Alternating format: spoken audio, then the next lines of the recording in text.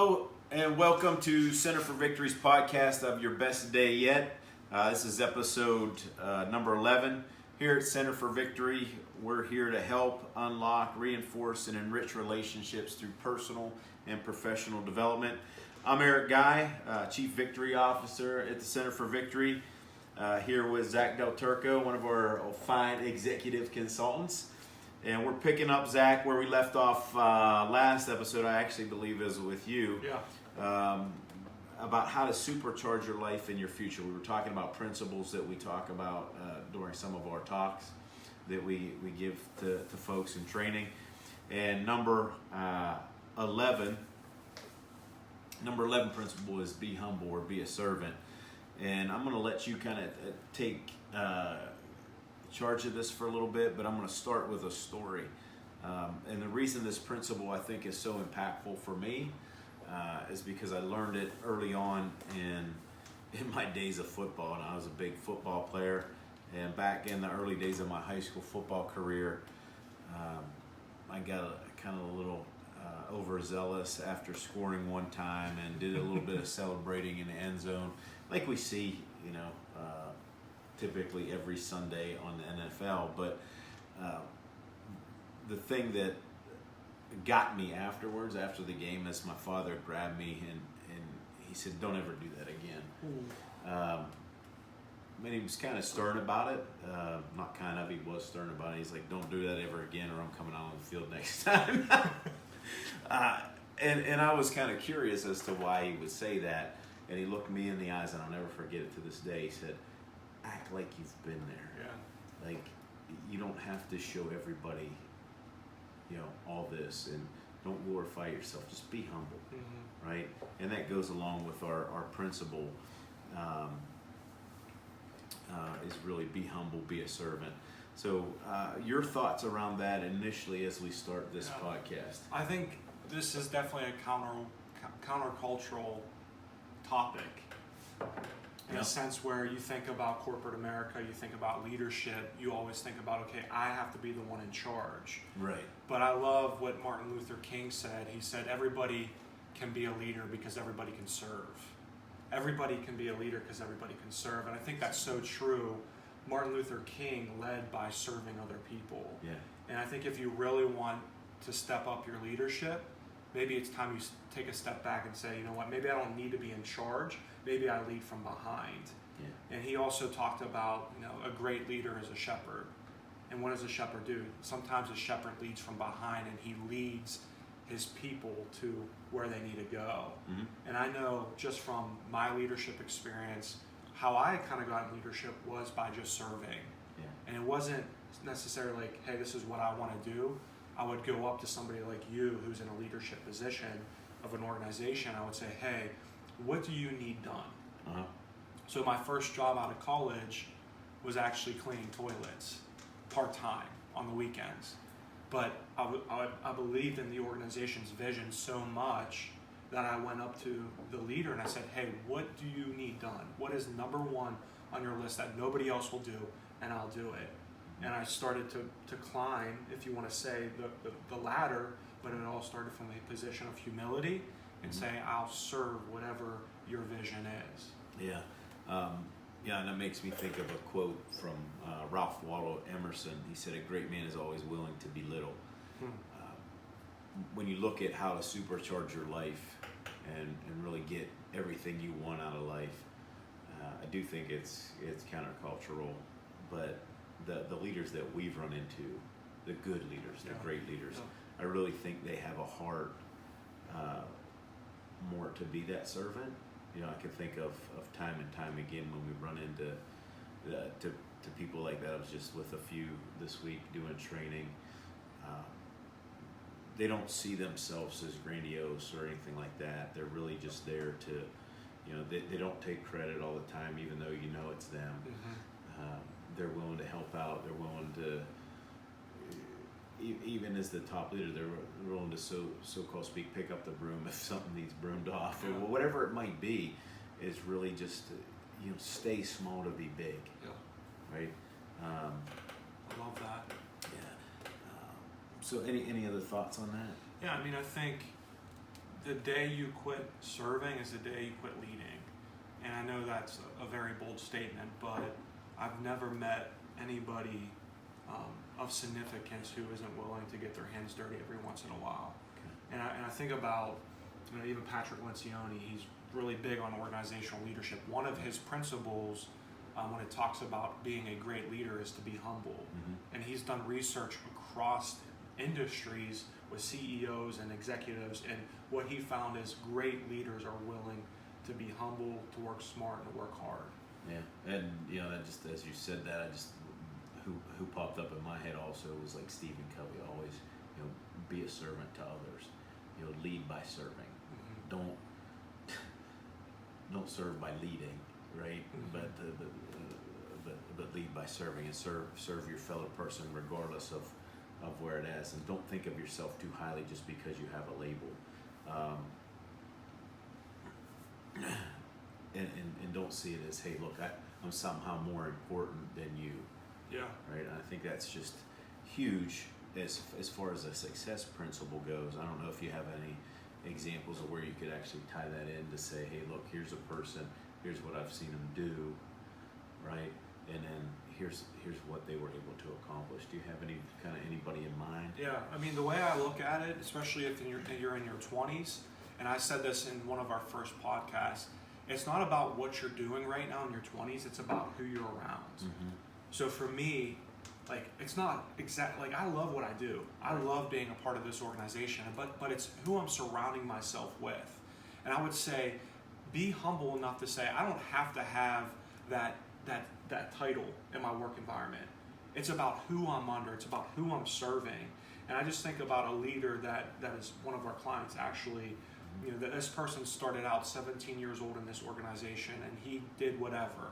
He started in this one department, he moved over to another department, and he served this man's vision for I think almost 10 years, doing two-man's jobs for 10 years. Wow. And now he started his own organization, and it has blown up. But the reality was, but the reality is, he was willing to say, if I can't serve somebody else's vision, how can somebody serve mine? Yeah. So that was always my principle growing up. It's like, okay, I might not enjoy what I'm doing, but if I'm not willing to sacrifice as a leader or servant and say, I'm going to serve this person's vision, how in return, when I get to that age where I am in that position to lead and have an organization, how can I expect other people to serve my vision if I'm not willing to serve somebody else's? Yeah, what's crazy, now I know who you're talking about without saying names. I know who you're talking about now. I think of all the people that are just running to serve him. Yeah, it's unbelievable. It's insane. Yeah, I'm actually helping him out with his organization because I believe in his vision, but I see that serving is like this. Serving is digging. Serving is basically putting seeds in your life, and in due time you will reap that harvest. That's what serving is. And you don't do it to reap that harvest, but you do it out of the goodness of your heart. But at the end, that's what you're doing. You're planting seeds that one day you will have a harvest. And that's where he's at right now. Yeah, and just the more I'm laughing and smiling at the same time, because as you brought that up, this wasn't, we didn't think about this before. This wasn't scripted or anything. So I'm really just in the moment with you. But I think about what's been given to him, knowing what he's been through, and really how as long as I've known, how humble he's been of things, and just resources that have been given to him, and how many people want to actually help him and pour out in his life too now. And it's unbelievable. It blows my mind, to sit back and think, wow. I knew it, but I know it to a bigger extent right now, to think about everything that he's doing, and how he continues to pour into his people and his organization, and how it just comes back to him tenfold. Yeah. And I think that's where I want to get to before we get off of this podcast, is really to talk about, we don't want to just be a servant, but a humble servant is a principle that, when you sow into people with that servant mindset and that servant heart, what happens is you get all that back. Yeah. You know, you're planting again, like you said. Just it's planting not with seed for seed. Right. Think about it. Like when you plant an apple tree, it's a seed, but guess what you get? Yeah. You get 10 times more fruit than that just one seed. And I think And people forget. Because serving is not fancy. Right. Serving is messy at some times. Being humble is not always easy, but it's worth it. Yeah, and how long did he serve underneath the other organization? Over 10 years. Over 10 to 15 years, yeah. Yeah, and he kind of had to eat a lot of humble pie during that time because somebody's very talented. Yeah. Extremely talented. Was extremely loyal. It's just amazing to see and think about that right now. I'm still smiling about it, but to think about how he's grown just in the past year and where his organization is going now, and how he served. Just even when we did their training, like when we did their corporations training, it just it was a different environment, and he didn't say anything. Like during the whole training, he just kind of sat back and took it all in, which is ironic knowing his personality. Oh yeah. Because you would think he would with that personality, but I think he just knows better than, hey, look, I don't know what I'm talking about here. Yeah. Which he will eventually in what we're training him, but he just kind of took the back seat and said, hey, look, you guys take it. But even during that time, silently just pouring into his people because of the message, but that tenfold from that of a servant's heart. When you leave from it, and it's kind of crazy because I see it, all the time.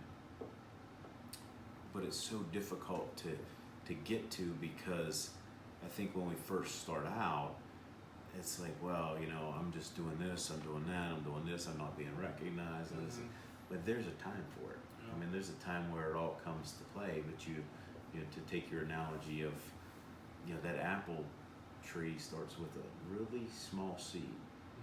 It just needs to be planted in the right soil, but it needs to be watered. And the watering is the humility and the service, and that grows the tree. Yeah. You can't grow it without you just can't plant it in the ground. I think a lot of people just plant something in the ground and go, okay, look, where's it at? Yep.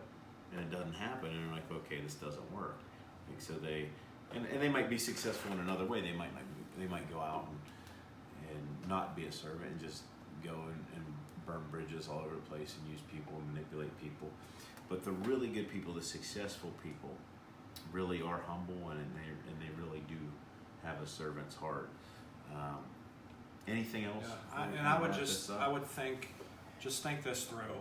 Every time you serve, you're planting a seed or seeds, and continue to serve. Yeah. Whether that be a nonprofit, whether that be in your religious institution, whatever you do, or at home, serve.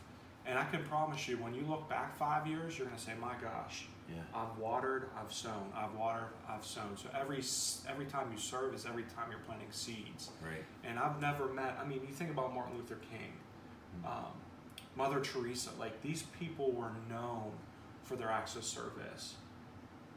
And if you're in that place right now where you're miserable in life, you're just dreading every single day, maybe the first thing you actually need to do is to go serve somebody else. And that's what I tell, with the organization that I lead with Riot, Reaching into Opposition Together, I do a lot with single moms. And my biggest thing is like, hey, you can stay here and be miserable and be bitter, or you can get better. And I said, the first thing you could do is to find a mom who just got out of a broken home, just went through a divorce, and how can you serve them? And I can promise you, it will take your focus off yourself and serve somebody else and see the joy that comes when you start to see the fruit in their life. Yeah, good stuff. So let's, just to summarizing, the success principle number 11, be humble, be a servant, sow in, think of it as that seed that you're planting, and just continue to do it into people's lives, whether that's at work, if you can't do it at work, start at home. Definitely be a servant to all. It's an extremely good principle if you do want to be truly successful. And then we'll end with a quote that I have here. It says, being humble means recognizing that we are not on earth to see how important we can become, but to see how much difference we can make in the lives of others. So with that, if you want to connect with us, you can visit us at centerforvictory.com, or you can give us a call at 724-462-8383. And just remember, wherever you're at, whatever you're doing, go ahead and make this day your best day yet. Take care.